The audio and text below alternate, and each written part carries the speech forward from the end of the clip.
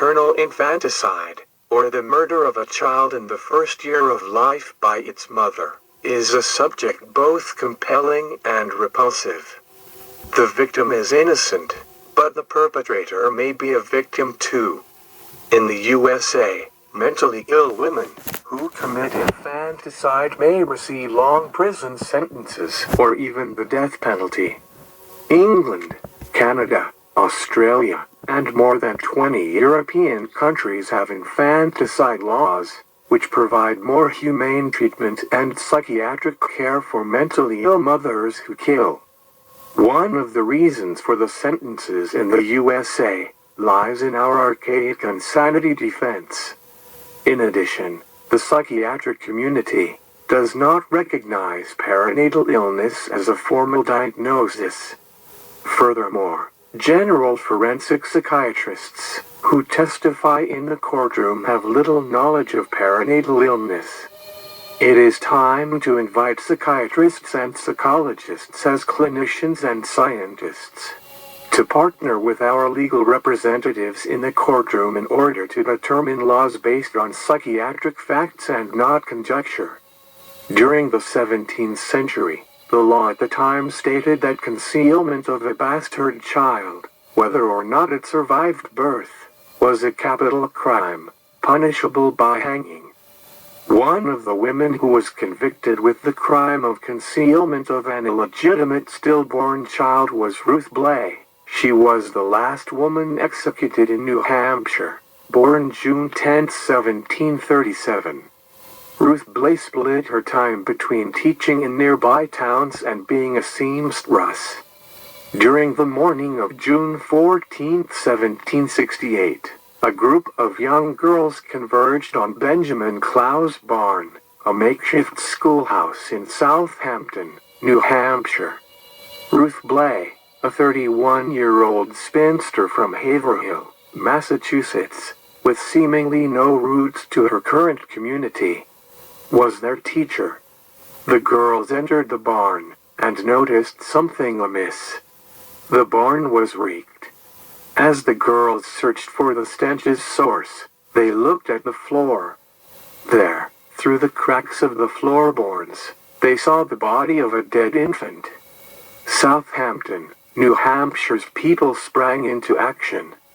The women, including the wife and mother of Benjamin Clow, examined Blay's body for evidence of childbirth. But they didn't need proof. Ruth Blay confirmed the child was hers. The baby was born 4 days before. According to Ruth Blay, the child was dead upon delivery.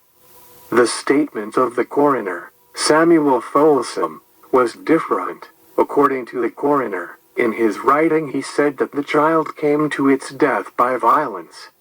Ruth Blay was arrested, and then indicted on 1 count of private burial and concealment of her bastard child, a capital crime. The trial began on September 3, 1768, in Portsmouth. Much of Southampton testified in the trial of Ruth Blay. She pled not guilty, but it didn't matter. She was convicted that very day, and sentenced to die by hanging. The trial of Ruth Blay shook the town. Because the time of her conviction, the number of infanticide convictions had dropped across New England in the recent decades. During the 17th century, juries believed a concealed child proved guilt. However, by the mid-18th century, juries were often swayed by a number of defenses. For instance, if a mother proved she prepared for the coming child, that is by speaking to a midwife, preparing a crib, sewing clothing, it provided doubt. The judges set Ruth Blay's execution for November 24, 1768. Her only chance for survival was a pardon by Governor Benning Wentworth. For reason not entirely clear, Wentworth gave her one reprieve after another, 4 reprieve in total, delaying her execution until December 30, 1768. As the 1769 New Year approached, Ruth Blay mounted a public defense in the town newspaper. Although her letter was called a confession, Ruth Blay did not admit guilt. Instead, Ruth argued her innocence. Whereas previous infanticide convicts confessed and begged for mercy, Ruth Blay constructed a counter-narrative to the one presented in court. In her letter, Ruth said that she was incapable of murder. Though I was with child, I never had a single thought of murdering the infant, which make me even shudder to think that it is possible any mother should be guilty of such cruelty. Therefore I made preparation for its birth, and could now produce the clothes and woman in whose keeping they are. But alas, it is too late. And on that unhappy day, when I was delivered, I knew it had not been 8 months from the time I was with child, therefore had not thoughts of being delivered at that time. But an unhappy fall which I then received, brought on the birth instantly. Ruth Blay explained that she hid the child in the floorboards out of shame, and that she held back the truth under the advice of friends. Who these friends were is a mystery. Moreover, she believed that the witnesses misrepresented facts, and some of them even lied. Ruth Blay's declaration hinted at a larger conspiracy, insinuating that something sinister occurred in Southampton that June, 1768. Blay spent her last night writing a statement in the presence of 3 witnesses, most likely sitting shackled in the prison where she was kept for the previous 5 months. She stated her innocence until the end.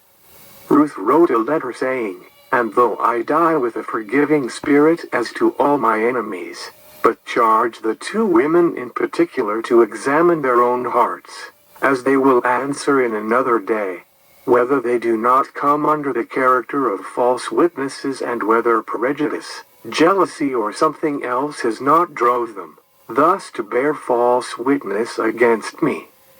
What are we to make of Blay's accusations? Curiously, they go against the grain of previous infanticide case narratives, where women confessed and sought forgiveness. Here, Ruth Blay attacked the people who were witnesses during her trial. The witnesses respond back by saying, "Why would 2 witnesses be jealous or prejudiced towards a spinster schoolteacher bearing a bastard?" No one knows, but Ruth Blay's accusation points at the unspoken question, who fathered the dead child? Although men were tried for fathering an illegitimate child, in Ruth Blay's case, none was. During the 17th century, nothing breeds jealousy like illicit sex. While it is possible Ruth Blay bedded a vagabond or traveling salesman, romance tends to breed out of proximity, and no man was closer than the owner of the barn, Benjamin Clow. 2 of the witnesses in the Blay trial were Clow's wife, Olive, and Clow's mother, Rachel. If Benjamin was the father, his female relations had much to lose.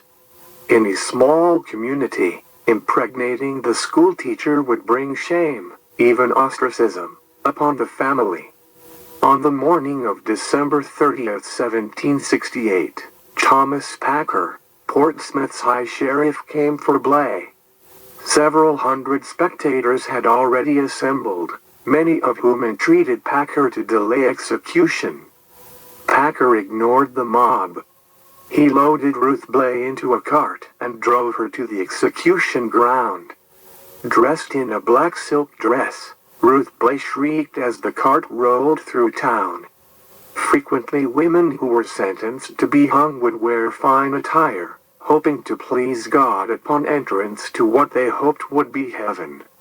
Just before noon, Thomas Packer, Portsmouth's High Sheriff, and Ruth Blay arrived at the hanging grounds.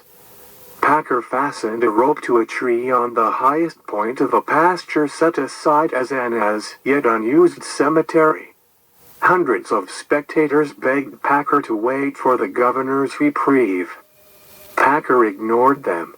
He stood Ruth Blay in the cart, and then placed the noose around her neck. He tightened it. Then he gave the order. Packer's men moved the cart until Ruth Blay's feet dangled in the air. She slowly strangled until she died.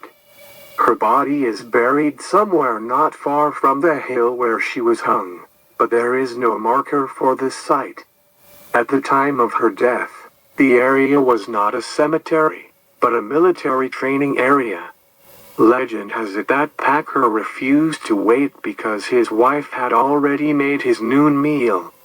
An old lady who was present at the execution of Ruth Blay said, as Ruth was carried through the streets, her shrieks filled the air. She was dressed in silk, and was driven under the gallows in a cart.